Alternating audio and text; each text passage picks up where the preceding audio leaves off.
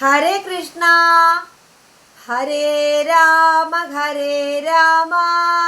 രാമ രാമ ഹരേ ഹരേ, ഹരേ കൃഷ്ണ കൃഷ്ണ കൃഷ്ണ ഹരേ ഹരേ. ഹരേ കൃഷ്ണ. എല്ലാവർക്കും ഹൃദയം നിറഞ്ഞ സ്വാഗതം ആശംസിച്ചു കൊള്ളുന്നു.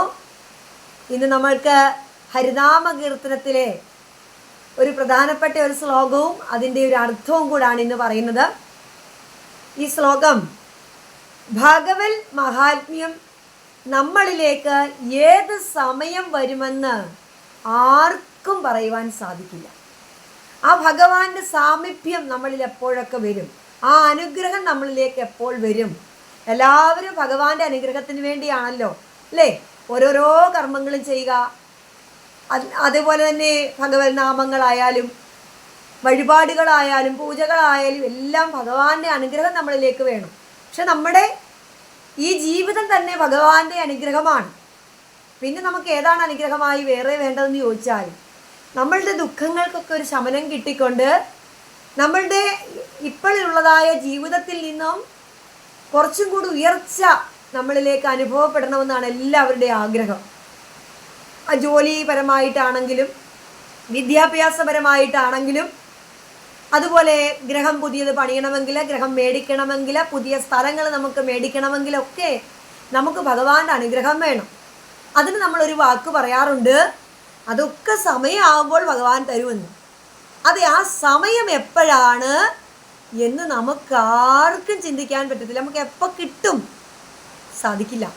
കർമ്മങ്ങൾ ചെയ്തുകൊണ്ടിരിക്കുക, ആ കർമ്മങ്ങളുടെ ഫലം നമുക്ക് എപ്പോൾ കിട്ടുമെന്നുള്ളത് ആർക്കും തന്നെ ഈ ലോകത്തിൽ തന്നെ നമുക്ക് പറയാൻ സാധിക്കില്ല. അത് മാത്രം ആർക്കും ഒരു തരത്തിലും പറയാൻ സാധിക്കില്ല. കർമ്മങ്ങൾ ചെയ്യുക, ഫലം ആഗ്രഹിക്കാതെ കർമ്മം ചെയ്യണമെന്നാണ് ഭഗവാൻ നമ്മളോട് പറഞ്ഞിരിക്കുന്നത്. ആഗ്രഹം വെച്ചു പോയാൽ കിട്ടിയില്ലെങ്കിൽ പിന്നീട് കർമ്മം ചെയ്യുകയുമില്ല, പിന്നെ ദുഃഖമായിരിക്കും അതിൻ്റെ പരിണിതമായ ഒരു ഫലം. അതുകൊണ്ടാണ് പറയുന്നത് ആഗ്രഹിക്കാതെ കർമ്മങ്ങൾ ചെയ്യുക. അങ്ങനെ കർമ്മങ്ങൾ ചെയ്യുമ്പോൾ എപ്പോഴാണ് നമ്മളിലേക്ക് ഈ ഭഗവൽ മാഹാത്മ്യം നമ്മളിൽ എത്തുക എന്ന് പഠിപ്പിക്കുന്നതായ ഒരു ശ്ലോകമാണ്. അപ്പോൾ നമുക്ക് ആദ്യ ശ്ലോകം ഒന്ന് ചൊല്ലാം.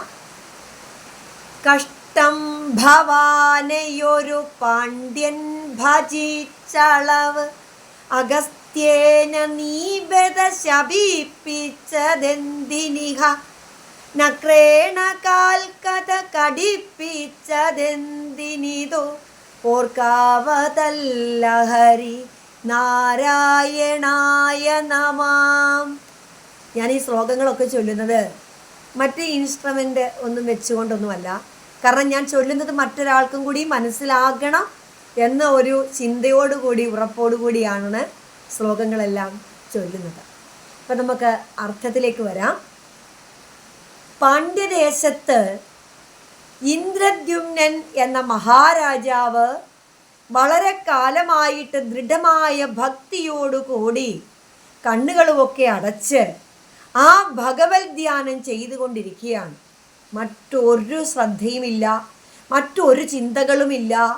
ഏകാഗ്രമായിട്ട് ദൃഢമായ ഭക്തിയോടുകൂടി ധ്യാനം ചെയ്യുന്ന സമയത്ത് അവിടെ അഗസ്ത്യ മഹർഷി വരുന്നു. അഗസ്ത്യ മഹർഷിയും ശിഷ്യന്മാരും കൂടി ഈ മഹാരാജാവിൻ്റെ അടുക്കിലേക്ക് വരികയാണ്.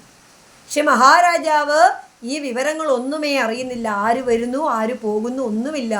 ദൃഢമായ ഭക്തിയിലിരിക്കുകയാണ്, ധ്യാനത്തിലിരിക്കുകയാണ്. അഗസ്ത്യ മഹർഷിക്കാണെങ്കിലോ വലിയ കോപമുള്ള ആളാണ്.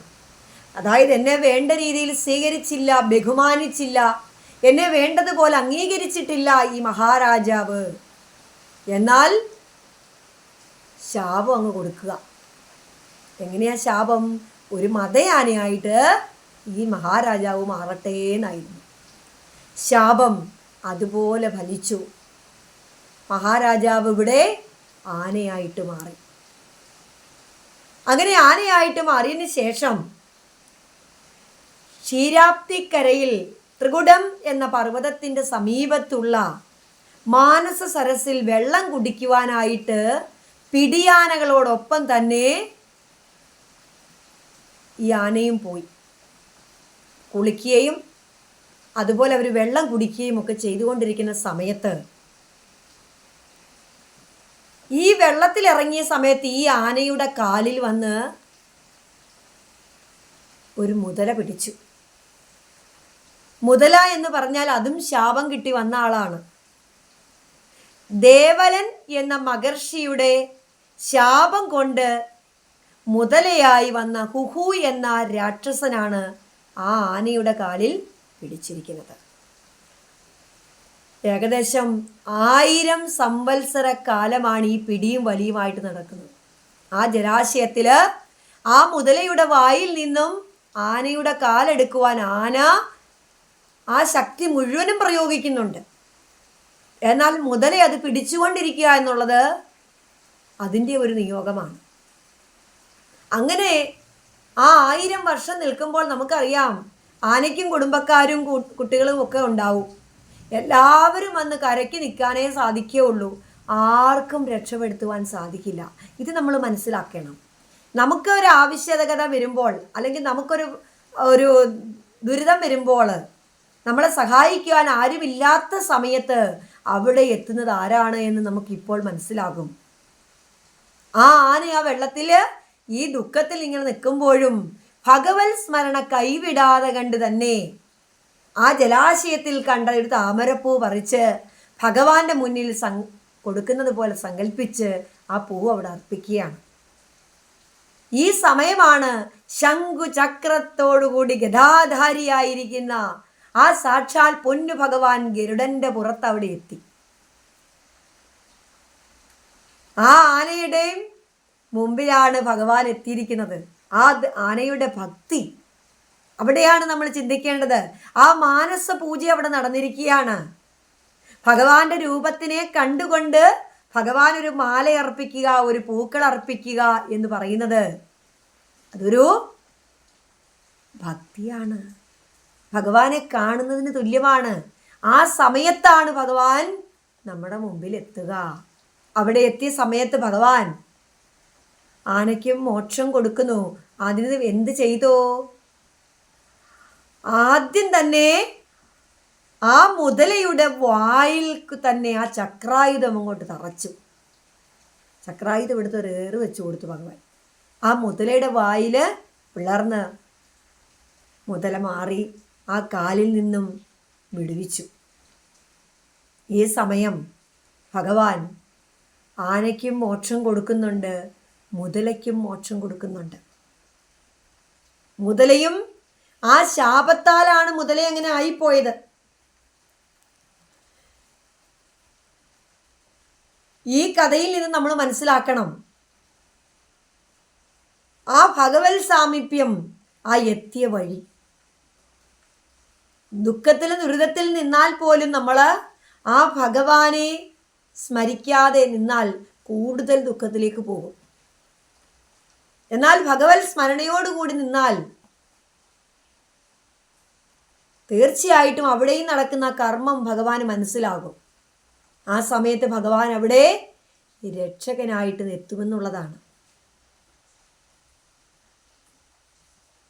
ഈ മുതലയായിട്ട് വന്നിരിക്കുന്നത് ദേവലൻ എന്ന ഒരു മഹർഷി മാനസ സരസിന്റെ കരയിൽ തപസ് ചെയ്തുകൊണ്ടിരിക്കുമ്പോൾ, അത് വർഷക്കാലങ്ങൾ കഴിയാണ്. അപ്പോൾ അവിടെ പുറ്റൊക്കെ വന്ന് മൂടി. ആ സമയത്ത് ഗുഹു എന്നതായിരിക്കുന്ന ഗന്ധർവൻ സ്ത്രീകളോട് കൂടി ജലക്രീഡയ്ക്കായിട്ട് വരികയും ആ പുറ്റിൻ്റെ മുകളിൽ കയറി വെള്ളത്തിലേക്ക് ചാടിയപ്പോൾ വെള്ളം കൊണ്ട് ആ പുറ്റലിഞ്ഞു. മഹർഷിയുടെ തലയിലാണ് ചവിട്ടിയിരിക്കുന്നത്. അതുകൊണ്ട് ദേഷ്യത്തോടു കൂടിയാണ് നീ മുതലയായി പോകട്ടെ എന്നൊരു ശാപം അവിടെ കിട്ടിയത്. അങ്ങനെയാണ് ആ മുതലയ്ക്കും ഭഗവാൻ ശാപമോക്ഷം അവിടെ കൊടുക്കുന്നുണ്ട്. ഇപ്പൊ ഭക്തന്മാർക്ക് ഗതി കൊടുക്കുന്നതിൽ ഭഗവാന്റെ ആ മഹത്വം ഇന്നവണ്ണമെന്നറിയുവാൻ നമുക്ക് പാടില്ല എന്ന് പറയുന്നത് അതുകൊണ്ടാണ്. അപ്പൊ ഗജേന്ദ്രന് ഗതി വന്നതുപോലെ എനിക്കും ഭഗവാനെ ഗതി വരുത്തണമേ എന്നുള്ളൊരു പ്രാർത്ഥനയാകണം ഇത്. ഇപ്പം എല്ലാവരും നമ്മൾ ഈ ഗജേന്ദ്രമോക്ഷം കഥ മനസ്സിലാക്കി വെക്കുക. ഏകാന്തമായൊരു ഭക്തി നമ്മളിൽ ഉണ്ടാവണം. ഈശ്വരനാമങ്ങൾ ജപിക്കുമ്പോഴെങ്കിലും, സന്ധ്യാനാമങ്ങൾ ചൊല്ലുമ്പോഴായാലും, ക്ഷേത്രങ്ങളിൽ പോകുമ്പോഴാണെങ്കിലും, മറ്റു ചിന്തകളില്ലാതെ ആ ശ്രീകോവിലിനുള്ളിലിരിക്കുന്നതായ ഈശ്വര രൂപത്തെ നമ്മുടെ ഹൃദയത്തിൽ നന്നായിട്ടൊന്ന് പതിപ്പിക്കുക, ഒന്ന് മനസ്സിലാക്കിയെടുക്കുക. അതിനുശേഷം നമുക്ക് എപ്പോഴും ക്ഷേത്രത്തിൽ പോകാൻ സാധിച്ചില്ലെങ്കിൽ പോലും ആ ഭഗവത് രൂപത്തെ കണ്ടുകൊണ്ട് നമ്മളൊന്ന് പ്രാർത്ഥിക്കൂ. തീർച്ചയായിട്ടും നമുക്കത് അനുഗ്രഹമായിട്ട് വരും. അതാണ് മാനസപൂജ. അപ്പം എല്ലാവർക്കും ഈ ഒരു ശ്ലോകത്തിൻ്റെ അർത്ഥം മനസ്സിലായി എന്ന് വിശ്വസിക്കുന്നു. നാരായണായ നമ, നാരായണായ നമ, നാരായണായ നമ, നാരായണ നാരായണ സകല സന്താപനാശന ജഗന്നാഥ വിഷ്ണു ഹരി നാരായണായ നമ.